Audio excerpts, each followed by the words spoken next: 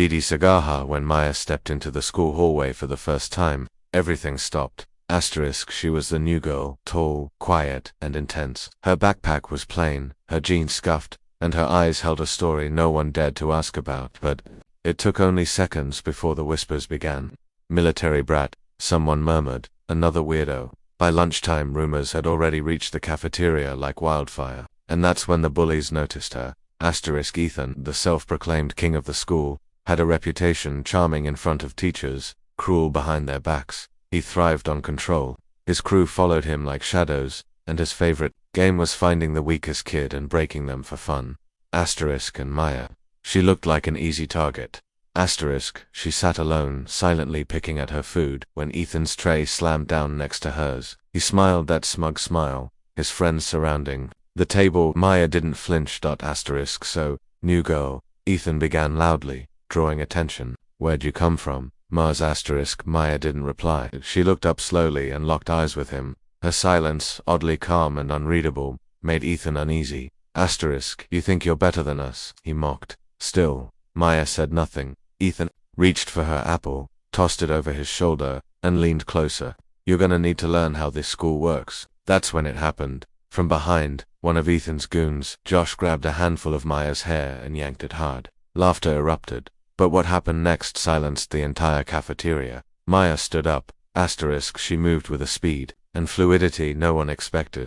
In one swift motion, she twisted Josh's arm around his back, a precise, fluid maneuver. Before anyone could blink, there was a crack. Josh screamed and dropped to the floor, clutching his arm. Ethan's face went pale. Never touch me again, Maya said softly but firmly. Ever. The silence was suffocating. No one dared move. Teachers rushed in, and Maya stood still, her chest rising calmly. Josh was rushed to the nurse. Ethan tried to play the victim, claiming Maya had gone crazy, but surveillance footage told the truth.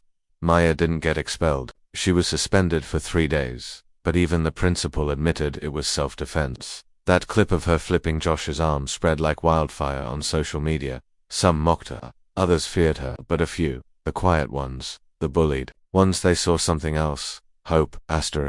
When Maya returned to school, the atmosphere had shifted. No one bothered her. Even Ethan avoided her eyes in the hallway. But Maya wasn't proud of what happened. That night after the cafeteria fight, she had cried alone in her room, not out of guilt, but out of exhaustion.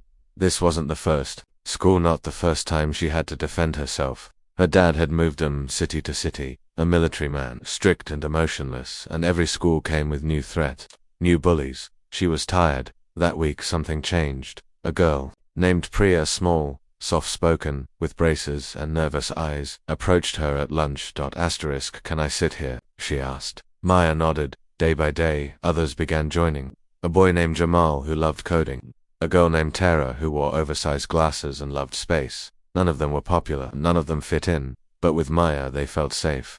One day, Priya confided, they used to trip me in the hallways before you came, but not anymore. Maya didn't smile. She just looked at her quietly. They won't again.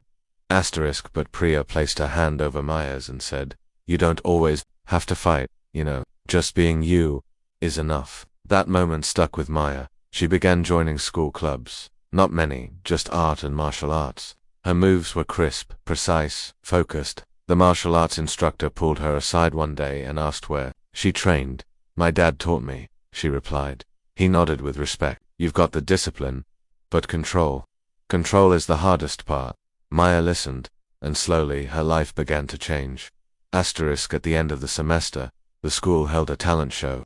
Maya surprised everyone when she performed a graceful martial arts routine, not aggressive, but poetic, flowing like a dance. When she bowed at the end, the applause was thunderous. Ethan watched from the back row, not out of fear this time, but with a look of understanding. After the show, he approached her alone. I was a jerk, he admitted. You didn't deserve that. Maya studied him. Why? She asked. He hesitated. Because I didn't know how else to feel in control. I guess I bullied others so I wouldn't feel small. There was a long pause. Then Maya said, next time, try standing next to someone instead of on top of them. Ethan nodded and walked away. In the months that followed, bullying incidents dropped. Maya never became the most popular girl, but she became something far better, a quiet force of change. She never sought revenge, she sought peace, and for the first time in her life she felt like she belonged. The message, strength, isn't just about how hard you hit back. It's about how much you can endure, how wisely you choose your battles, and how you protect others along the way. Maya's story teaches us that silence doesn't mean weakness, and standing up, not just for yourself, but for those around you, can create the biggest ripple. Even when the world tries to break you, you don't have to break others. You can choose to build something better. And that's the real power.